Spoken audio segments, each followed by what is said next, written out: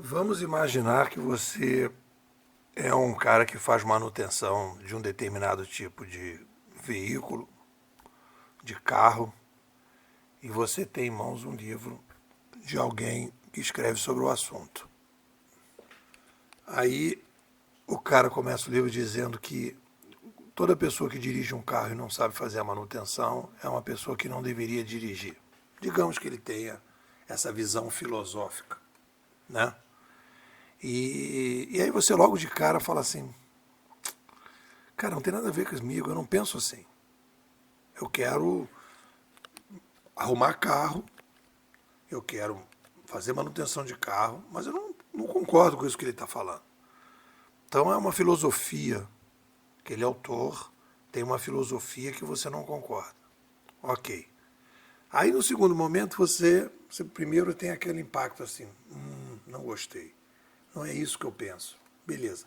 Mas aí tem um segundo momento que você diz o seguinte, tá, vamos deixar de lado a visão filosófica desse cara que faz manutenção de carro, porque você não concorda, e vamos entrar no que ele sugere para fazer a manutenção dos carros.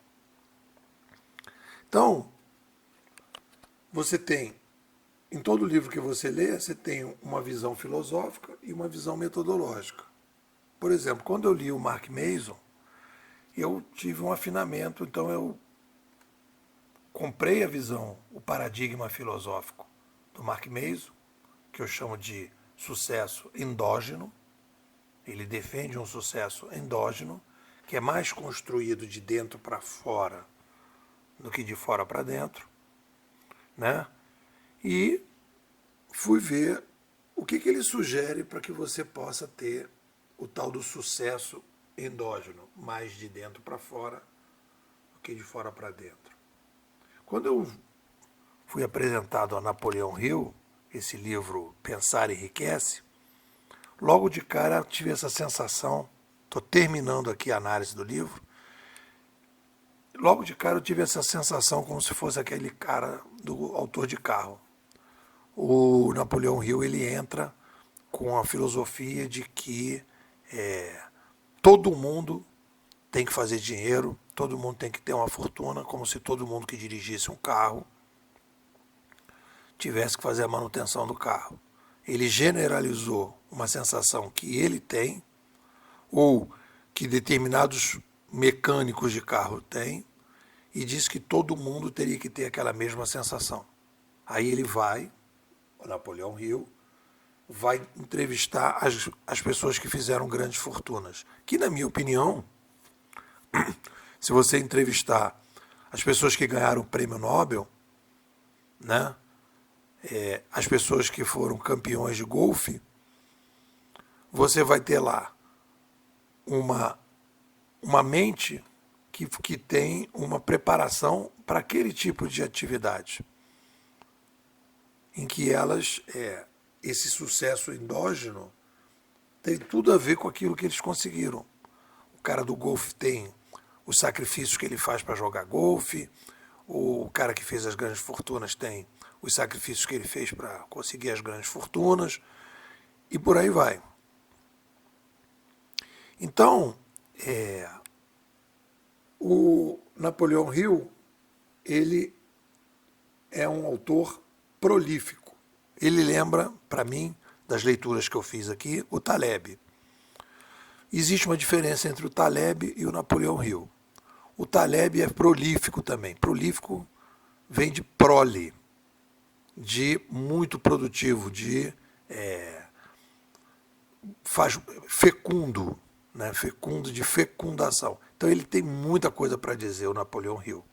E o Taleb também, os livros do Taleb são sempre muito grossos. O cara senta lá no café e fica viajando, escrevendo coisas, tendo insights, etc. Só que o Taleb, ele é a gente vai chamar de um insightista. É um cara que tem insight, mas ele não é um sistematizador. O Napoleão Hill é um sistematizador. O Taleb não é um cara que parte da pesquisa. E o Napoleão Hill, segundo dizem, né, parte da pesquisa. Então ele faz uma sistematização. Toda vez que eu termino de ler um livro, né? Que eu digo isso várias vezes, livros didáticos não são filmes do Netflix. Filmes do Netflix, séries do Netflix, né? Obviamente que existem séries didáticas, documentários, etc. Mas falando de maneira geral, quando a gente faz ficção, você está assistindo, né? É lazer. Então a metodologia, você pode até ter uma metodologia para assistir série, etc, etc, mas tudo é lazer. Agora, quando você vai para um livro didático, você tem que ter uma metodologia para você não passar batido pelo livro. Então, como o nosso Napoleão Hill é um sistematizador, eu faço as melhores frases. E aí, nesse artigo de hoje, eu faço a seleção, coloquei as frases que mais me chamaram a atenção, lendo no Kindle, marcando e trazendo para o meu texto. Mas dentro dessas frases, eu separei as 30 melhores frases. E depois fiz também, toda vez que ele sistematizava, ele dizia assim, vou colocar aqui para vocês, né, os grandes medos do ser humano.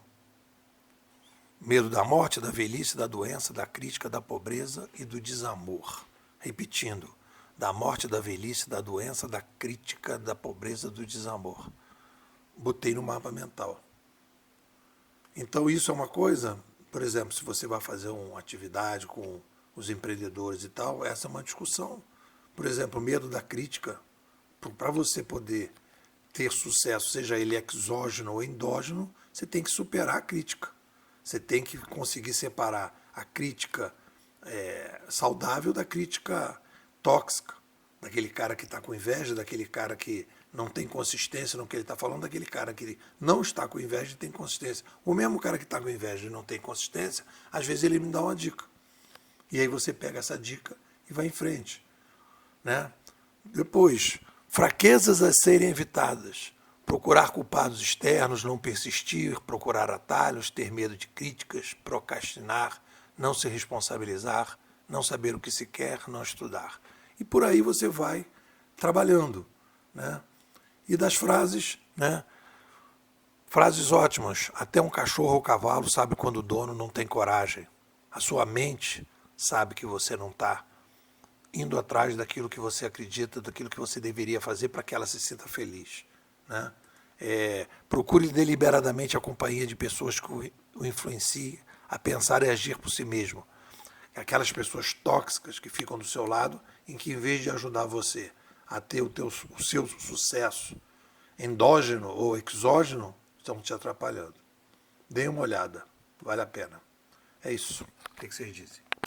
Pessoal, Bimodais, futurismo para empreendedores. O que é a nossa escola? É uma startup. É uma startup conceitual.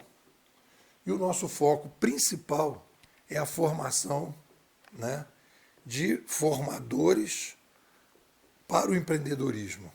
Óbvio que o empreendedor se beneficia, mas existe a necessidade da gente dar uma guinada no empreendedorismo brasileiro. O empreendedorismo brasileiro ele é desteorizado.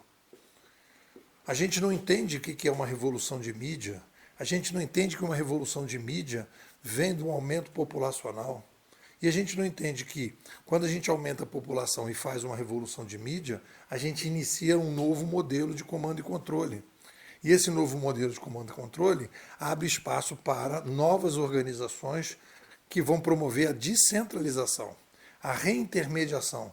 Antigos intermediadores vão perder espaço para novos intermediadores. Então, o que acontece? O empreendedor brasileiro não tem nas mãos uma teoria consistente da mudança.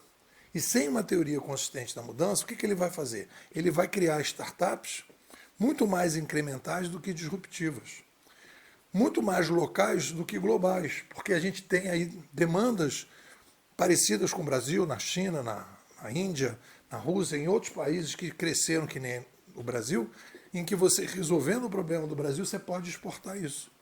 Então existe aí uma visão que as pessoas têm que ter e elas não estão tendo. A gente está entrando no nosso 4º ano, na nossa 7ª imersão, e eu te convido para fazer parte. Me manda um zap, 21 99 608 6422. Vou repetir, 21 99 608 6422.